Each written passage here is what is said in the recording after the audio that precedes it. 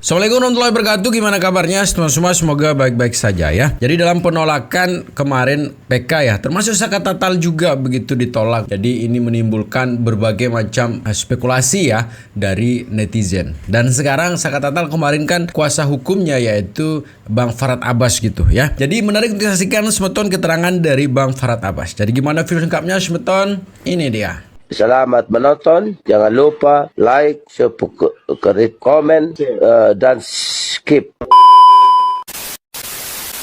Bagi saya, pilihan saya udah bebas kok. Ya, walaupun ada ketidakadilan di sini. Oleh karena itu, kita lihat langkah selanjutnya dulu. Karena saya belum baca hasil putusannya. Tapi bagi saya, klien saya itu nggak dipenjara dan bebas. Ya. Nah, tinggal kalian menafsirkan apakah, karena yang 7 itu adalah Otto Hasibuan dan Pradi, ya kan? Karena di sini kan Titin aja dari awal disuruh jadi saksi nggak mau, jadinya lawyer. Di sana jadi saksi, jadi nggak ada yang bisa diatur, semua pada keras kepala. PK ditolak, Farhad salahkan Jutek, Wongso dan kawan-kawan. Tapi yang jelas klien saya Saka Tatal bebas dan dia sudah bebas. Tapi artinya udah nggak ada langkah hukum lagi dari abang? Bisa aja gitu kan, kita lihat aja gitu. Karena kemarin kan kayak bersaing-saing gitu. Dari awal saya udah bilang sama Jutek, tolong saksimu yang namanya siapa itu? Teni Gakbar. Yang Dede mungkin Dede. bukan yang bukan saksinya Saka itu namanya Sadikun, bukan yang dilarang datang ke pengadilan. Dede ya. Nah, Dede hadirkan, tidak dihadirkan sama grup Otto. Nah, akhirnya keterkaitannya itu jadi kacau gitu. Mereka selalu menganggap terpisah antara 7 dengan yang 1. Tapi bagi kami tidak. Yang 7 kan tetap dihukum seumur hidup, sedangkan klien kami bebas. Itu bedanya gitu. Makanya kalau bekerja sama dengan Farhad Abbas, jangan keras kepala. Dengar omongan saya gitu. Tuh harus dengar ya omongan Bang Farhad gitu ya. Karena saya tanpa beban, karena klien saya nama Saka Tatal bebas. Coba cek di penjara ada nggak dia? Nggak ada ya. Tapi yang 7 itu ada. Oke. Tapi kemarin sempat mengajukan PK, mungkin alasannya apa, Bang? Ya, kita menganggap bahwa Saka Tatal itu peristiwa bukan peristiwa pembunuhan, tapi adalah peristiwa kecelakaan. Yang mana adanya manipulatif daripada locus delictinya. Padahal Saka Tatal juga ditolak ya. Di mana lokus di belakang showroom itu tidak ada olah TKP yang baik dan benar, tidak memenuhi syarat dan klaim tata cara penyidikan yang profesional. Nah, oleh karena itu ya kita anggap memang orang ini dihukum bukan dia melakukan kesalahan gitu. Jadi hanya dikarang-karang di rekayasa. Itu yang kita anggap gitu. Tapi kan hakim beranggap begitu ya silakan aja gitu. Dan masih bisa karena PK tidak dibatasi, bisa 2 kali 3 kali gitu aja. Udah. Kondisi Saka Tatal sendiri gimana, Bang? Masih bekerja kah? Bebas kok, bekerja aman. Masih di tempat Masih ada jalan terang. Kalau nanti bisa kemarin bertolak belakang antara 1 dengan 7, nanti kita bisa gabung ya. Dan yang catatan ya, Saka udah sumpah pocong ya. Jadi nggak ada kaitan dengan itu gitu. Jadi kita serius, bukan mau cari bersalah tapi tidak mengaku bersalah, tapi memang luruskan dan bebaskan yang tidak bersalah. Kalau Saka Tatal kemarin dengan sumpahnya itu memang tidak masalah. Seharusnya 7 juga, yang 7 orang pelapor itu harus tidak ada masalah juga ya. Tapi sudahlah Semeton ya, kita lanjutin. MA tolak PK 7 terpidana kasus Vina Cirebon. Banyak yang kecewa, banyak yang sakit hati, ya termasuk saya. Sama ya, dari sekian fakta yang kita saksikan di lapangan, ya kan, sudah terungkap di persidangan juga. Semua rakyat Indonesia sudah mengambil satu kesimpulan, mayoritasnya ini ya, bahwasanya di sana tidak terjadi pembunuhan. Begitu loh. Oleh ke-7 terpidana ini sudah benar-benar jelas di mata kasat gitu loh.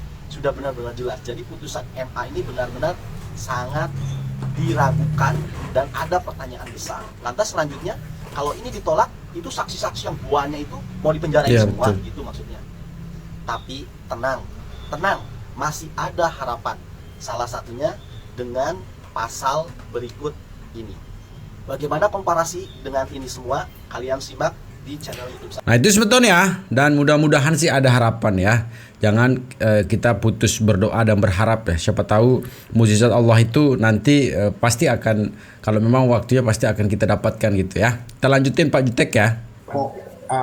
Perkaranya bahwa permohonan peninjauan kembali kepada 7 klien kami selaku penasihat hukum daripada kami selaku penasihat hukum daripada 7 terpidana seumur hidup yang masih berada di dalam lapas Kesambi Cirebon, pada intinya ditolak. Dengan pertimbangannya tadi kita dengarkan 2 ya. Satu adalah bahwa tidak ditemukannya ada kekeliruan hakim, kekhilafan hakim. Ya, judek faktinya tidak ditemukan. Yang kedua adalah bahwa novum yang kita ajukan bukan novum menurut pertimbangan Mahkamah Agung.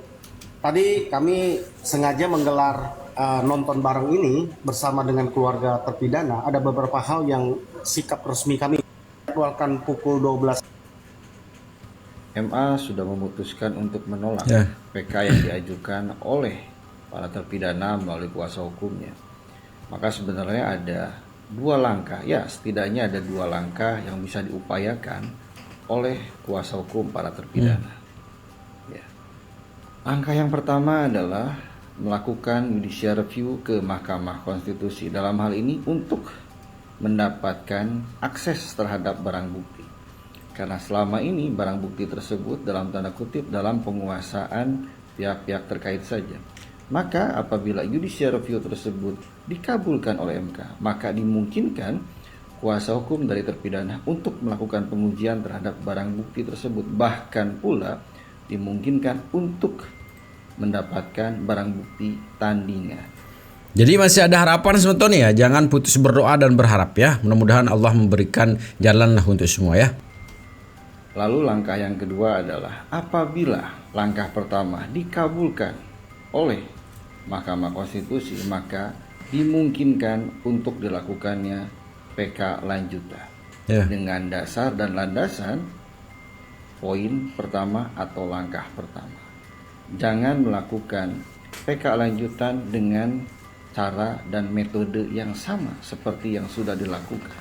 Karena apabila masih menggunakan metode dan cara yang sama, maka akan kembali ditolak oleh MA. 2 langkah hukum tersebutlah yang bisa dilakukan oleh kuasa hukum dari para terpidana. Namun harus diingat, 2 langkah hukum tersebut harus dilakukan secara berurutan karena satu sama lain saling berkaitan, tidak bisa terpisahkan. Ya, mudah-mudahan masukan ini bisa menjadi sebuah solusi terbaik untuk mengupayakan pembebasan dari para 7 terpidana. Alright. Ulala. Sebenarnya banyak kecewa juga sebetulnya dengan keputusan ini begitu ya. Kita saja yang mohon maaf ya, yang orang luar menyaksikan itu agak sedikit kecewa. Apalagi dari keluarga begitu, keluarga kuasa hukum yang kemarin itu berjuang begitu ya, menghabiskan waktu, tenaga, uang dan sebagainya lah ya. Kita saja menyaksikan ini terjadi tidak sesuai dengan apa yang kita harapkan. Kecewaannya luar biasa ya, apalagi dari pihak. Tapi mudah-mudahan sebetulnya baik yang 78 orang itu dan keluarga lah ya diberikan kekuatan untuk menerima semua ini ya. Kita lanjutin. Halo, assalamualaikum warahmatullahi wabarakatuh. Di video saya kali ini saya tidak membahas politik ya. Saya baru saja menonton berita di mana Mahkamah Agung mengumumkan hasil persidangan peninjauan kembali 7 terpidana kasus Vina Cirebon, dan hasilnya ternyata Mahkamah Agung menolak peninjauan kembali atau PK 7 terpidana tersebut. Saya secara pribadi yang mengikuti persidangan dari hari ke hari, saya merasa kecewa dan sedih, terus terang aja. Padahal di dalam persidangan bukti-bukti, ya bahkan sampai dilakukan persidangan lokasi ya, sidang lokasi. Dalam kemarin ya juga sudah saya sampaikan sebenarnya selama saya hidup juga gitu kan, tumben saya menyaksikan ada sidang langsung ya yang terjadi di tempat kejadian peristiwa yang dinyatakan dalam BAP. Tapi pada kenyataannya sebetulnya itu pun tidak cukup ternyata ya. Selain saksi-saksi yang dihadirkan, kemudian bagaimana keterangan dari orang sekitar begitu kan, termasuk persidangan juga langsung di situ. Ternyata itu tidak merubah hasil apapun ya. Tapi MA menolak dan itu tidak dianggap novum. Saya nggak tahu lagi harus mau ngomong apa.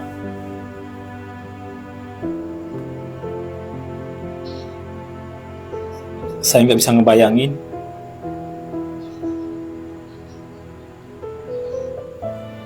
bagaimana perasaan 7 terpidana beserta keluarganya. Saya sendiri pun merasa sedih, kecewa. Saya nggak bisa ngebayangin. Saya cuma berharap semoga masih ada langkah-langkah hukum yang bisa dilakukan untuk keadilan saudara kita 7 terpidana kasus Vina Cirebon. Itu aja sih harapan saya. Terima kasih. Semua mungkin punya harapan yang sama sebetulnya ya, bahwa karena gimana ya, dengan apa yang kita saksikan kemarin sudah hampir berapa bulan begitu ya, kita menyaksikan begitu ya kesaksian, semua dihadirkan begitu ya, semua dihadirkan dan semua apa yang sudah tertulis di BAP sebelumnya terbantahkan, tidak ada satupun yang benar begitu. Yang seharusnya itu juga menjadi bahan pertimbangan juga sebetulnya, bahwa dalam mengambil keputusan itu juga itu harus dipertimbangkan juga. Tapi ternyata apa yang menjadi harapan kita bersama ini harus gugur sebetulnya. Ini menjadi kekecewaan nasional mungkin ya, kemarin yang menyaksikan dan memantau kasus ini ya. Coba kita lihat ya ekspresi dari keluarga sebetulnya menyaksikan bagaimana kekecewaan yang dirasakan oleh pihak keluarga. Ini dia. Katanya anak-anak kami itu bebas karena anak-anak kami itu sebenarnya tidak bersalah dan tidak pernah melakukan perbuatan yang seperti itu. Ya tolong Bapak Presiden, mohon dengarkan keluh kesah rakyat kecil ini untuk membantu membebaskan anak-anak kami. Sekali lagi, tolong Pak Presiden, jangan biarkan anak-anak kami masih mendekam di dalam. Karena anak kami adalah harapan dari orang tua yang selama kita didik dari kecil sampai dewasa. Bapak Presiden, tolong dengarkan sekali lagi keluh kesah rakyat kecil ini. Oke, Pak Qasim, ada yang ingin disampaikan? Assalamualaikum warahmatullahi wabarakatuh. Saya telah mendengar putusan MA, ya hasilnya tidak memuaskan buat 7 terpidana. Semoga Presiden Prabowo Subianto mendengarkan dan melihat keadaan kondisi orang tua 7 terpidana. Semoga Bapak Presiden Prabowo Subianto supaya bisa memperhatikan rakyat kecil yang tidak berdaya ini, yang tidak berdaya dan tidak punya apa-apa. Semoga Bapak Presiden Prabowo siap membantu dan membebaskan anak-anak 7 terpidana ini. Kami ucapkan banyak-banyak terima kasih pada Prabowo Subianto. Semoga menjalani itu cukup buat anak-anak yang rakyat kecil ini. Maaf, dia tidak sengaja nama lengkapnya.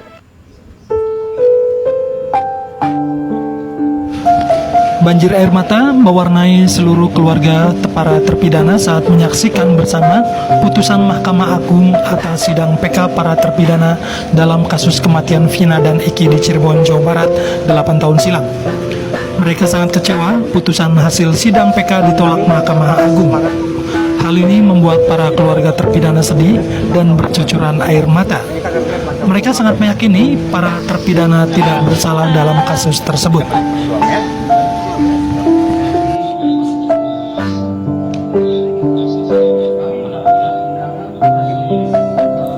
Jadi hanya air mata lah yang bisa kita persembahkan ya, karena itulah kemampuan dari rakyat-rakyat kecil gitu kan, ketika mereka tidak bisa berbuat apa-apa atas ketidakadilan yang mereka terima begitu.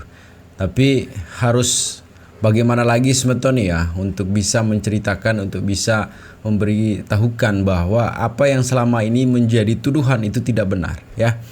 Tidak cukupkah ya 78 orang ini sudah menjalani gitu hukuman begitu lama gitu kan. Kemudian tidak cukupkah ya apa yang dialami juga oleh para keluarga yang kita tahu di sana ya, ada yang sampai menjual rumahnya, menjual tanahnya, dan kemarin ada ya salah satu orang tua yang meninggal begitu dalam akhir-akhir hidupnya menanti anaknya untuk bebas ya.